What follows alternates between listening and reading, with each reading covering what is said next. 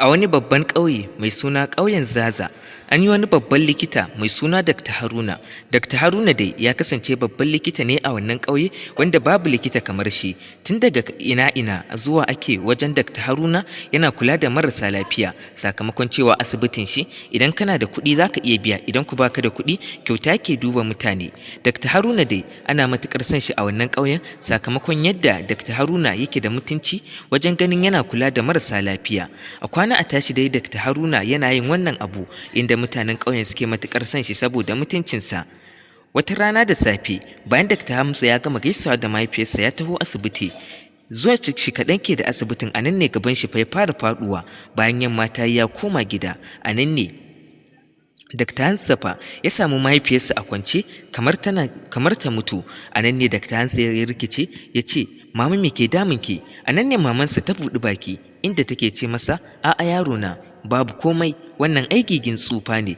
Dr. Hanza dai bai amince ba inda ya ɗauko abin da yake gwada marasa lafiya. A nan ne gano cewa akwai ta babbar cuta da take damun mahaifiyarta, inda Dr. Hamza ya ce, "Ƙwarai da gaske, mama, zuciyarki ce kamar take bugawa, kuma alamu ya nuna cewa kin samu matsala daga zuciyarki." A nan ne Dr. Hamza ya fita da sanyin safiya ya je wani babban asibiti da ke wajen garinsu, inda aka ce mai in dai za a yi wa maman shi magani a wannan asibitin nasu sai ya haɗo kuɗaɗe kimanin naira miliyan 100. Dr. Hamza ya rasa yadda zai yi. A washe gari ne Dr. Hanza ya yanke shawarar zai fito mai faɗa wa mutanen ƙauyen abin da ke damunsa tare da mahaifiyar shi, inda bayan ya gama faɗa musu ne mutanen ƙauyen suka haɗa mai wani kuɗi wanda ko kaɗan ba zai iya ishe shi taimakon mahaifiyarsa ba, domin kuwa kuɗin da mutanen ƙauyen suka haɗa mai ko da miliyan 10 bai kai ba. Dr. Hanza dai a koda yaushe ya rasa yadda zai yi, kuma ci gaba da rashin mahaifiyarsa a kullum girmama yake yi. Wata rana Dr. Hamza ya fito asibitin shi amma ya kasa shiga, inda ya zauna a waje. A nan ne ya karo da wani babban abokinsa mai suna Hamza. A nan ne Dr. Haruna ya tambayi Dr. Hamza, "Dama kana nan?" Sai Hamza ya ce mai, "Ni ai ba dakta bane, ɗan kasuwa ne.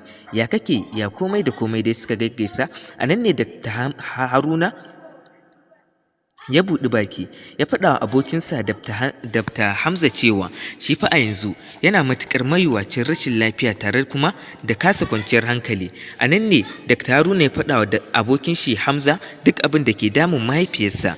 Sai dai kuma buɗar bakin Dr. Haruna ɗin sai ya ce, "Don Allah ka taimaka min." A ƙarshe dai ɗan kasuwa Hamza ya ce, "Zan iya taimaka ma, to amma kuma dole sai ni ma kai min abu ɗaya." Daga wannan lokacin ne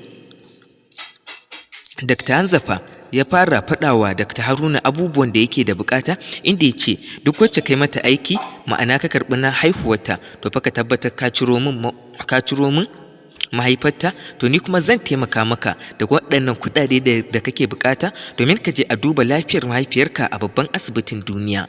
Dr. Haruna dai bai amince ba, inda ma ya tashi ya bar Dr. Hamza. Sai dai kuma bayan ya je gida ya ta tunani, ranar ko bacci ma bai ba. A nan ne yanke shawara sakamakon babu yadda zai yi, ya ce ya amince.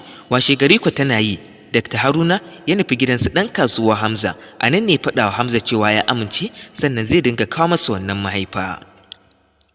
A kwana a tashi dai Dr. Haruna asibitin shi sakamakon ya fara karɓar kuɗi ba wanda yake zuwa. Sai dai kuma daga baya bayan ya dawo ya yi shela a garin nasu, ya ce ya daina karɓar kuɗaye. Nan da nan kuwa mutane suka ƙara dawowa suka cika asibitin Dr. Hamza.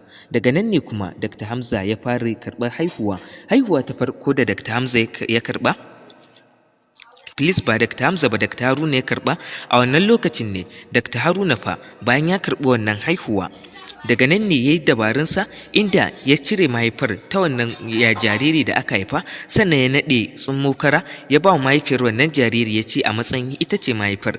Maman jaririn ne ta yi matuƙar godiya ga Haruna. A nan ne Dr. Haruna ya tafi gidansa ɗan kasuwa Hamza. Daga nan ne bayan ya je yake faɗa wa ɗan kasuwar ga wannan aba. A take a lokacin kuwa Dr.